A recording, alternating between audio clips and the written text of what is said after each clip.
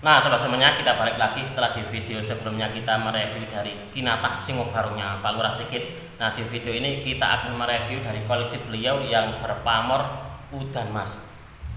Sebelum saya review Pak, apakah keris udan mas ini yang beberapa kali di posting di Facebook itu?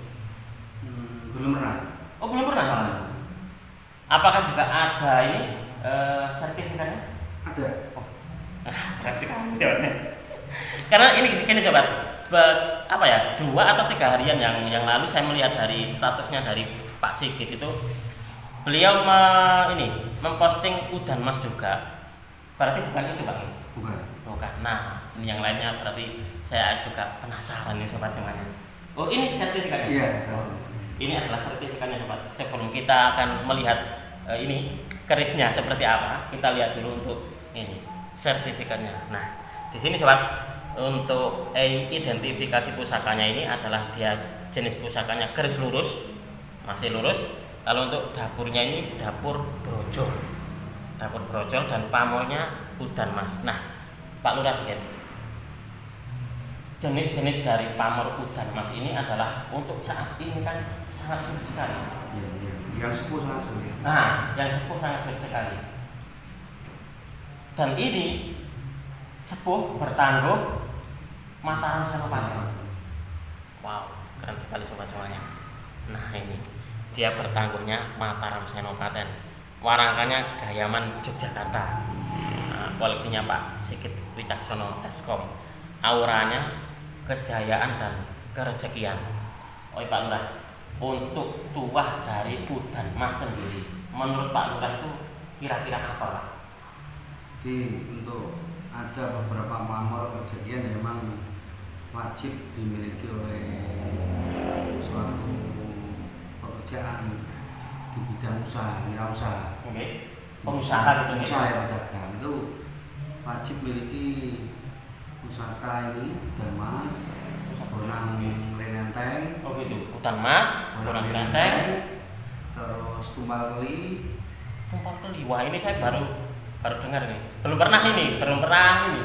pernah tahu langsung. Kalau di buku itu kan sudah ini. Tumpal keli itu istilah gangan ganyut. Oh, gangan kanyut. Ya. Oh, gangan kanyut yang saya review kemarin sobat. Ya. Oke, itu udan mas sama itu tadi apa? bonang renenteng, Bonang renenteng. gangan kanyut itu nih. Oh gitu. Itu adalah kalau boleh dibilang, kalau menurut Pak Lurah Sigit ini adalah pamor-pamor yang sebenarnya harus wajib dimiliki oleh para pengusaha dan wirausaha dagang. Itu nih Pak. Ya. Karena untuk tuannya sendiri sangat bagus untuk mendapatkan rezeki. Oh gitu. Ya. Oh iya, ini Pak Lurah. Kita ngomong-ngomong masalah angsal ataupun tuan. Pak Lurah sendiri selama ini sudah pernah merasakan dari apa itu energi dari tuah pusaka?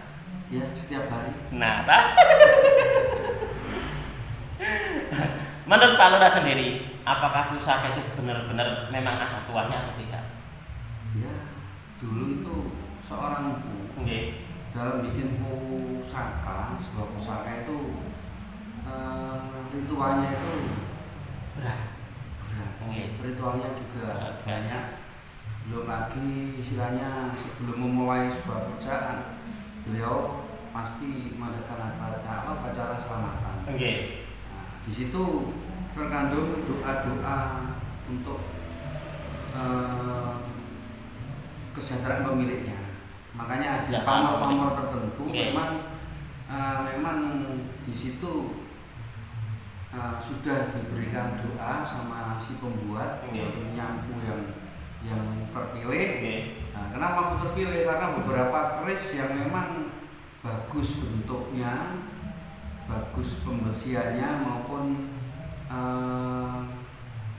bahan pamornya. Memang kalau nggak empu pilihan juga sulit dibuat. Makanya kadang timbul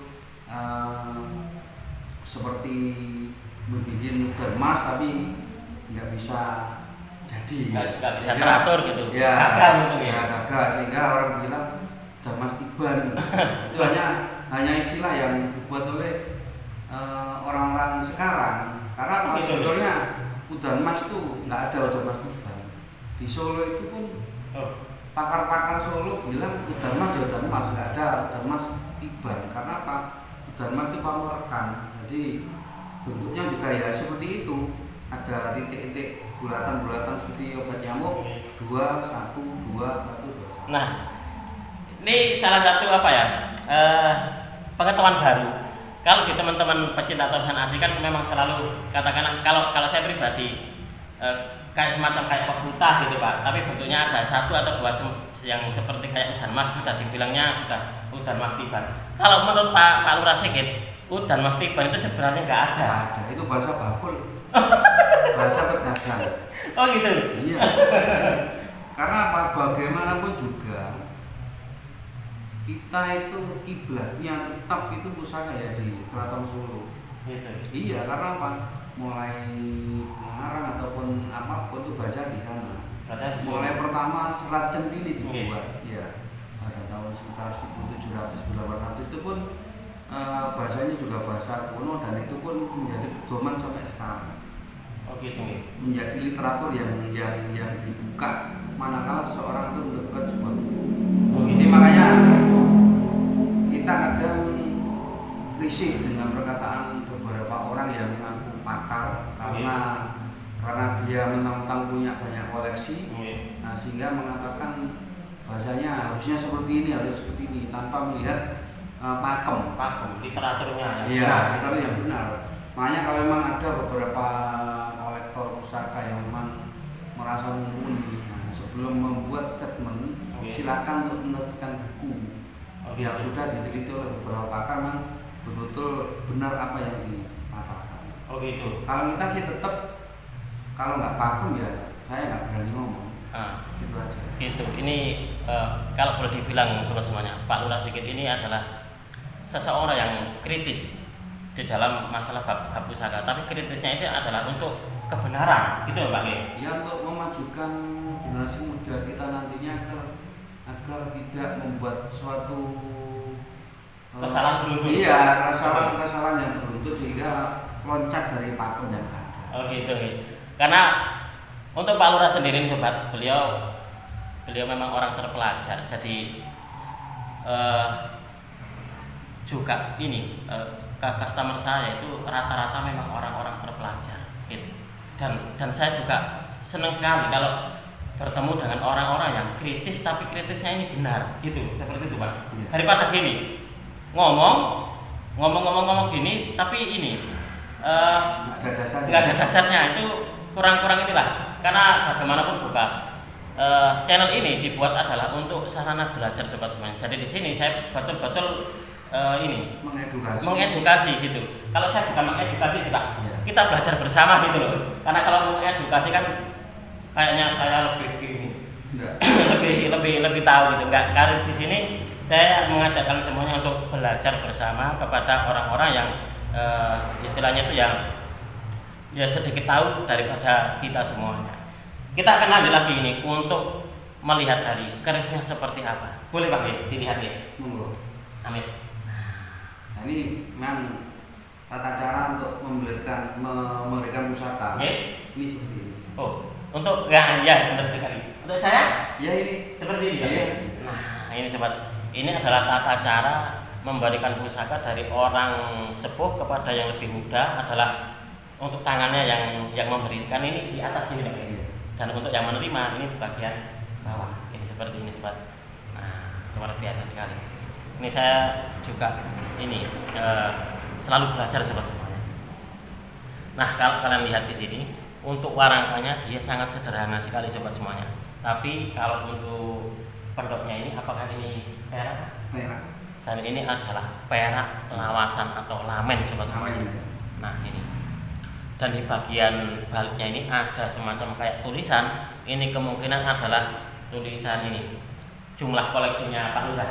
Seperti itu Pak ya? Ya, itu nomor registrasi. Oh, nomor registrasi ini.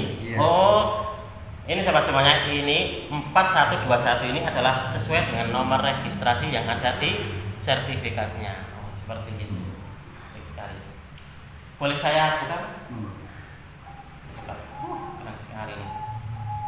dari penampakan hubungan gonjonya saya sudah bisa, wah ini memang kayaknya pusaka bagus ini. Dan pusaka udan mas ini sobat, ini adalah salah satu dari pamor pusaka yang sulit sekali untuk ini, sangat langka. Nah ini adalah penampakannya sobat semuanya. Nah nanti biar dipegang sendiri oleh Pak Lurah, nanti kalian biar lebih tahu yang dinamakan dengan udan mas yang original itu seperti apa. Nah, karena untuk dewasa ini, untuk pusaka udan mas itu memang banyak sekali tembakannya Pak. Bukannya tembakan, ya memang sengaja dibuat oleh ibu sekarang dalam rangka ya untuk memenuhi hajat hidup lah. Kan kita memenuhi juga, permintaan lah gitu. Karena kita juga tidak boleh mematikan suatu atau kreasi pekerjaan atau kreasi bungkus sekarang. Benar sekali nih. Saya juga setuju. Keren sekali. Kalau di sini ini tandanya mana nih Pak Lurah? Sama dengan yang tadi, Mataram Senopaten. Nah ini Mataram Senopaten ini sobat. Keren sekali. Biar dipegang oleh Pak Lurah, akan saya balik untuk kameranya. Nah sobat semuanya, ini adalah penampakan dari pusakanya, dan ini dapurnya dapur brojol. Nah kalau untuk pamornya ini adalah pamor udan mas, tidak pakai tiban Pak nggih? Enggak ada. Jadi ini adalah pamornya udan mas. Untuk baliknya apakah sama-sama utuh Pak untuk pamornya? Alhamdulillah masih utuh. Keren sekali sobat semuanya. Ini adalah yang dinamakan dengan pamor udan mas. Keren sekali. Kalau boleh tahu ini Pak Lurah, untuk pusaka ini apakah sudah lama di Panjenengan? Ini termasuk masih sekitar 1 tahun di saya. 1 tahunan ya? 1 tahunan. Ini saya mari dari seorang pedagang pusaka, yang dulunya ini ditangguh Tuban Mojopahit, ya. Tuban Mojopahit. Ya, katanya gitu. Tapi ternyata setelah saya sertifikasi dengan bentuk dan ciri khas sesuai pakemnya, ini adalah tangguhnya adalah Senopaten. Mataram Senopaten. Nah, ini adalah bentuk sertifikatnya nih sobat. Coba kalian amati nih. Nih, nah ini adalah pusakanya. Ini di sini yang dipegang oleh Pak Lurah ini. Nah, ini. Dan untuk identifikasinya sobat, ini berdapur brojol, pamornya udan mas, dan tangguhnya adalah Mataram Senopaten, dan aura yaitu tuahnya gitu Pak yeah. Itu adalah untuk kejayaan dan kerejekian. Nah sobat semuanya, pamor-pamor kerejekian itu sangat banyak sekali. Wos putah, ngulit semongko itu pun juga kerejekian Pak yeah. Tapi kenapa kok istimewa di udan mas? Bisa dikasih penjelasan kepada sobat semuanya Pak? Ya, sedikit saja ya mungkin yang saya tahu. Ibaratnya seseorang yang ingin maju, ingin berkarir untuk mendapatkan rezeki yang lebih dari biasanya. Istilahnya udan emas, ya. Bisa dibayangkan udannya aja udah emas. Barangkali itu yang mungkin yang menjadi filosofi paling sederhana dan bisa dibilang ya bisa mendalam lah, bisa dimengerti. Udannya wis emas, udannya liyane. Mungkin seperti itu kalau menurut saya. Jadi udan air, hujan air saja itu sudah mendatangkan rezeki bagi banyak orang, gitu Pak. Apalagi ini hujannya hujan emas gitu. Ini adalah filosofi sederhana dari Pak Lurah untuk menggambarkan dari kehebatan pamor udan mas itu. Nah, coba kalian amati ini. Ini yang Senopaten, saya juga punya yang asli Tuban. Oh, asli Tuban? Ada. Oh, ada nih. Oh, keren sekali nih sobat. Nah, ini adalah penampakan dari pamornya. Ini adalah pamor. Bulatannya itu 2, 1, 2, 1, terus ada rangkaian-rangkaiannya. Gitu nggih? Ya, di tepinya itu. Oh. Jadi kalau misalkan ada yang bilang Tuban itu sebenarnya itu bahasa-bahasa yang sudah umum oleh Gitu, orang ya. pedagang pusaka. Dan ini sobat semuanya, kalau kalian melihat di sini, ini kan untuk bulatan-bulatannya di bagian pinggir-pinggirnya ini kan ada pamor-pamor lain, Pak nggih. Ya. Ini berarti bukan masuk di tibannya, bukan nggih? Bukan tuh rangkaiannya kan. Rangkaiannya memang seperti itu. Ya, sambungan-sambungan supaya tidak putus gitu. Oh ya Pak, kan ada juga untuk yang udan mas itu cuma bulat tanpa ada rangkaian di pinggir-pinggirnya ini. Apakah itu juga masuk? Sebetulnya dulunya ada rangkaiannya. Oh gitu nggih. Ya. Cuma karena terkikis zaman, Mungkin seperti sehingga itu. rangkaiannya itu hilang. Hilang. Saya pernah punya seperti itu. Oh gitu nggih. Ya. Oke. Oke sobat semuanya, habis kita mereview dari keris udan mas, kita akan melanjutkan lagi di review keris selanjutnya. Nah, ini adalah koleksi-koleksi yang lainnya yang akan kita review satu persatu.